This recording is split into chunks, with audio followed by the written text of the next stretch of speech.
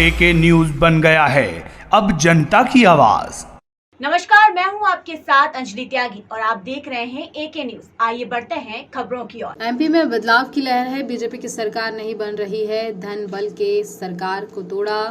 कर्नाटक की तर्ज पर जीत होगी। मोदी को प्रदेश के बीजेपी नेताओं पर भरोसा नहीं है। महिलाओं को 3,000 रुपए देने का वादा, संकल्प में कहीं भी लिखा नहीं। किसानों पर गोलियां चलाने वाली सरकार है। प्रदेश में महिला सुरक्षित नहीं। प्रदेश के नेता के बेटे 500 करोड़ के लेन देन करते हैं। कांग्रेस इसके पीछे है तो ईडी से जांच कराएं। कांग्रेस का कोई नेता है तो उसे अंदर करो।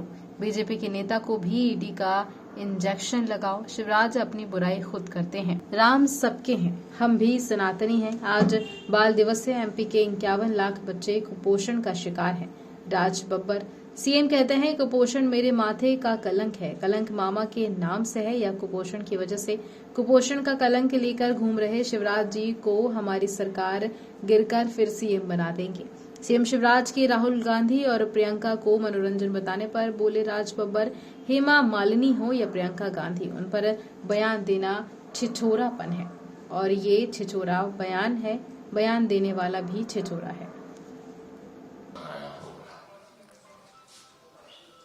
हाँ, 14 नवंबर हमारे लिए चाचा नेहरू का जन्मदिन बाल दिवस होता है और इस बाल दिवस पर हमें बहुत अच्छा खाने को भी मिलता था। स्कूल में जाते थे, मिठाइयाँ मिलती थी, बच्चे खेलते थे, खिलखिलाते थे और छोटे छोटे स्कूल हुआ करते थे। दुर्भाग्य है आज इस प्रदेश में मैं जहां आया हूं 66-70 लाख बच्चे यहां पर इस पूरे प्रदेश में हैं। इसमें से 51% बच्चे जो हैं कुपोषण की वजह से या तो अपनी जिंदगी खो बैठते हैं या वो बौने रह जाते हैं। और यहां 18 साल से जो व्यक्ति राज कर रहा है वो ये कहता है कि कुपोषण मेरे माथे पर कलंक है। पिछली बार भी आया था, मैंने सुना था, अब मेरी समझ में नहीं आता कि उनको कलंक कि मामा के नाम से कलंक है या वो कुपोषण की वजह से कलंक है।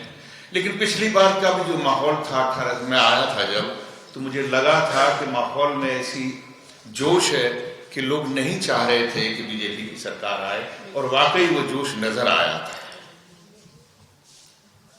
और उसका परिणाम ये हुआ कि उनकी सरकार नहीं बनी, लेकिन छद्म तरीकों से, कृत्रिम तरीकों से किस तरह से सरकार बनाकर दोबारा से जो कुपोषण का कलंक लेके घूम रहे हैं उनको दोबारा से मुख्यमंत्री बना दिया गया।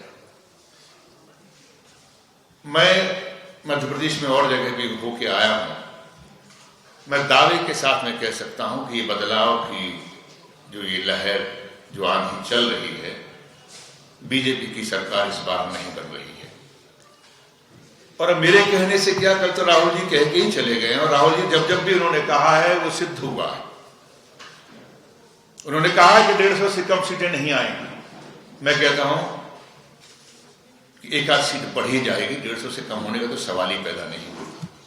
फिलहाल खबरों में बस इतना ही। बने रहिए एके न्यूज के साथ। नमस्कार।